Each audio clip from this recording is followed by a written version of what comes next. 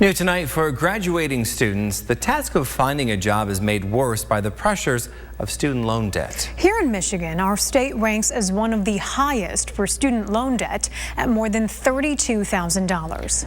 As you can see, it's over the national average, which comes in at around $29,000. Tonight, TV5's Jonathan Jaxson shows us how students and professionals alike can address those loans and prevent them from becoming a burden.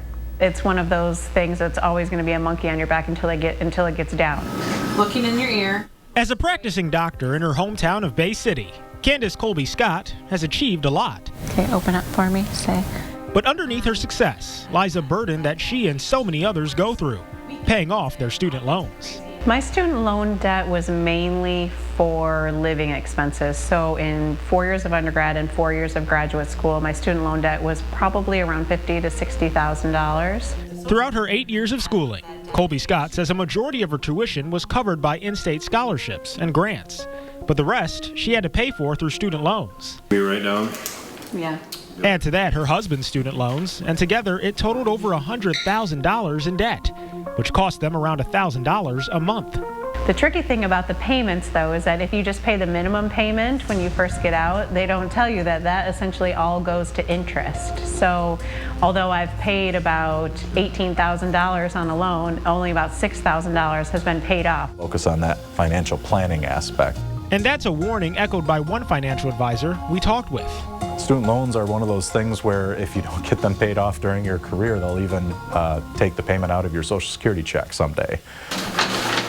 Nathan Breidinger is a financial advisor at Arner Investment Management in Saginaw and says one of the biggest mistakes people make when taking out a loan is failing to consider things like paying for bills and living expenses on top of interest. But understand what that means.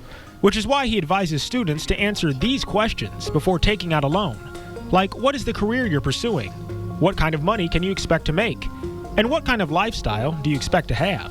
I think a lot of people would be surprised, if you want to live comfortably, you're probably going to have to live on a little bit less than what the loan officer you're sitting across from is telling you that you can borrow.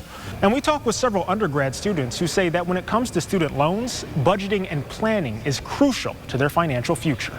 Being in college helps me budget a lot. I was not thinking about that when I was in high school. Don't worry, 'cause Indigo Dudley is a fifth-year music major who says she took out around $20,000 in student loans to attend Saginaw Valley State University.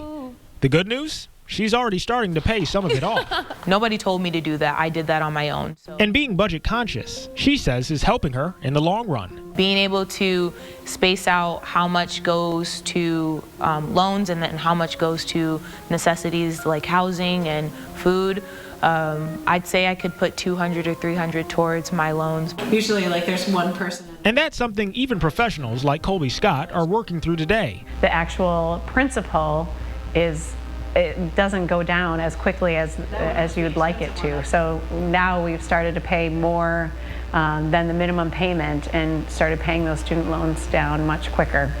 In Saginaw, Jonathan Jaxson, WNEM TV5.